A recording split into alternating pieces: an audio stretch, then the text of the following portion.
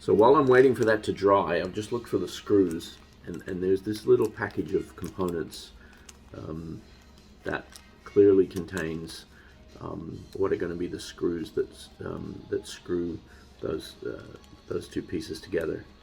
And you know, there's some other things in here, but so what I'm going to probably do then, I'm going to cut this open, and as soon as I cut that open, obviously things can fall out. So the next thing that I'm going to do is I'm going to find one of those little resealable bags, transfer all the things except for these screws across to that resealable bag so that I don't lose anything. So those two pieces have basically finished drying. The next piece that will come in will be I, which is this piece here on the plan on the board. But before that happens, it's time to screw these pieces together. So I pulled out the screws, and I've got them on this little magnetic mat. And because they're so tiny, it's really actually easy to lose these little screws. And so what I did was, I think I mentioned I bought a great little kit. It was off Amazon. I can include the link. It's actually a cell phone repair kit. Includes a complete set of almost every little screwdriver or Allen key head that you might want, and plus it's got a pair of tweezers, and it's got a cell phone opening tool. But the extra little thing that was included was this mat, and this mat is magnetic, which is great because as soon as you drop the screws out of the little plastic bag, which I showed you earlier, they basically kind of stick to the mat, and it's kind of very hard for them to get lost. So it's basically perfect for this kind of thing. So what I'm going to do, I'm actually going to work on the mat, I think, so that so I can make sure that if I do drop the screw, that I don't lose it. So this is the tool, or the pieces, how they go together. And as I pointed out before, they effectively, it's the easiest way to look at it is this, the piece on my right, your left I guess, feeds into the front, and then the arms sort of connect in at those lugs, and the back end will slide over those two screws at the back, and that should all screw together nicely. It should all fit. It probably will sort of pull a little bit to just sort of adjust it into the right direction, and we've got, you know, perfectly and precisely drilled little screw holes already there, and these are self-tapping screws, so it should be a question of just screwing those screws into those spots, and seeing that it all pulls together. So I'll start by putting the screws and starting them in each one of those arms there,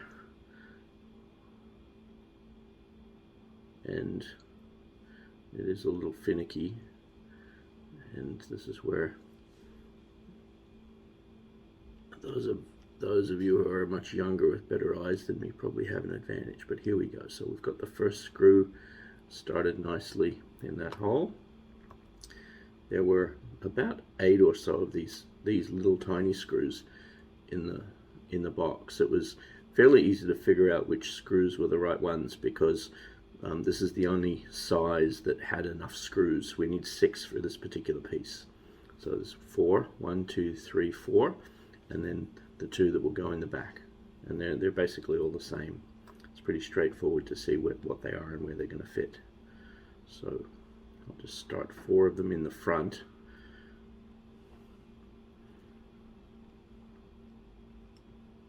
Yeah, and it's clear they're the right ones because they're just going in perfectly. Really simple. It just sort of glides together. Don't even barely have to force it or anything. Very little pressure to just get that screw started.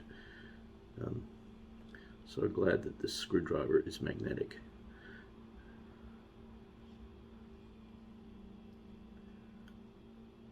Alright, so that's the 4 screws there. And you know what, since I'm having so much fun with this, I think it might make sense to start these 2 at the back as well. Just so that everything's ready for when I slot things into place.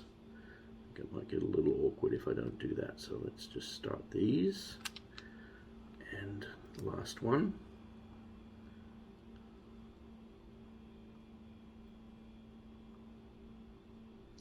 So you can see we're starting. I'll show you that a little more clearly. Right, so in this piece here, I've got 4 screws, 1, 2, 3, 4 started on the arms, and 2 screws started here. And now it's time to slot them into the back piece and screw them into place. And so now that the screws are just the tip of the screw is sticking out of there, it actually falls into place, and they hold themselves. So it's really straightforward and easy to go to the next step and start screwing them into the back. I'm not going to take it all the way through to the end until I've got everything in place. I'm going to sort of half tighten them, make sure everything looks good, and it'll include the back ones as well. Oops, you see, and so see what I've done. I didn't pay attention to those ones at the back, and that's slotted in upside down, so that's no good, and I'm going to have to back out. Good thing I checked. So let's just loosen that. Which other one have we got? This one here. Loosen that. And let's try that again. So this time I'm going to make sure that that back piece slides over the top of those 2 slots at the back of the mounting. And then these pieces should click in nicely at the front. Now I'm trying to do both of them better. It's actually a little more tricky to get it all kind of lined up. So let me just try that again. That's got to line up with that. That's got to line up with that. It's definitely a good idea to start the screws first before trying to put all this together. So now those pieces line together, and actually, you know what? Turns out from that it might make a lot more sense to start these screws at the back, because that's actually holding everything. So now I'm going to start this, basically screw these so that they're just kind of tacking things together. Make sure that I've got everything right. Right, so now you see, now that should work. Yeah, everything looks good now. That's how it needs to be. So the back end of the frame screws in onto the top of that larger piece that we had to get glued in before, and then these 4 arms screw in at the front. So now I can finish these screws at the front, and I'll know that the back works well. So that's an interesting lesson to learn. So screw those lessons. Those of you following along at home, screw those back screws in first. That was so much easier when I did it that way, rather than trying to screw these in and then fix the back screws after I'd done the front. It's actually really easy to just get these to work now. Of course, you can figure out your own way to do it if you like, but this seemed to make it easy for me, so hopefully that makes it easier for you.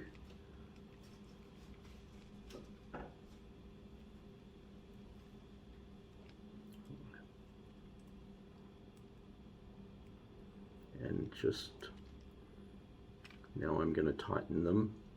Finger tight, doesn't need to be over tightened. Remember, this is metal screwing into wood, so and it's very fine, so you want to get it so it's screwed in and a snug fit, but you don't want to over tighten it, because over tighten it is very easy to strip those screws, and once you've stripped it, then they basically won't be doing anything. So just finger tight, that's tight enough, And now lastly, close up these two again. So you want to make sure that that the joint is flush, that the back piece and the top piece really don't have any gap in between them, but don't need to go any further than that. Once you can sort of feel the resistance starting to kick in on the screwdriver, then you've gone far enough. You don't need to go any further. It's metal in wood. Don't overdo it. Oops, this one is slipping a little, but the same thing. Get it tight enough, but tight, but not too tight. Oops, yeah, that's it. I don't want to go any closer than that. So that's basically that. And there's your engine mounting. There's one more piece that we have to do, and that is that eye that I mentioned before. So that's this large piece over here with the sort of has wings on the bottom of it, and it literally is wings. They will be part of the mount that gets the lower wings, I think, on the plane.